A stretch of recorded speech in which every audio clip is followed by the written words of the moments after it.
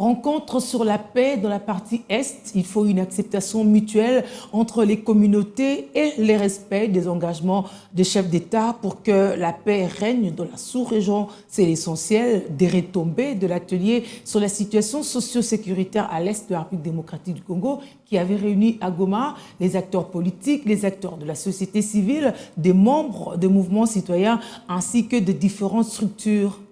Ces acteurs de différentes couches sociopolitiques du Nord Kivu ont réfléchi 2 jours durant sur les défis et opportunités pour une paix durable dans la région des Grands Lacs, dans un atelier sur la situation socio-sécuritaire à l'est de la RDC, organisé par la structure citoyenne Paul Institute.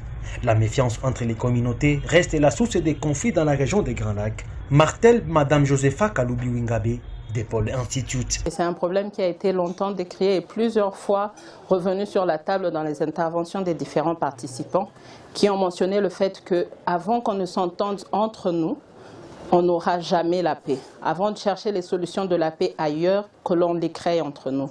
Que ces solutions viennent d'entre nous, que la paix viennent entre les communautés, entre les ethnies.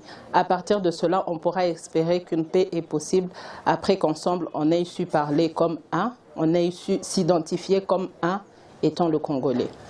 Pour les participants, la seule voie de la restauration de la paix dans la sous-région des Grands Lacs, et particulièrement à l'est de la RDC, reste l'acceptation mutuelle et le respect des engagements par les dirigeants. Nous avons à l'unanimité convenu que il faut que les pays ou carrément les chefs d'État de la région puissent respecter leurs différents engagements, aller dans le sens de créer la paix et que du côté population, nous aussi nous puissions aller dans ce sens, développer des discours positifs, s'accepter mutuellement. Parce qu'en effet, la paix profite à tout le monde. Donc autant au Congo nous avons besoin de la paix, autant au Rwanda.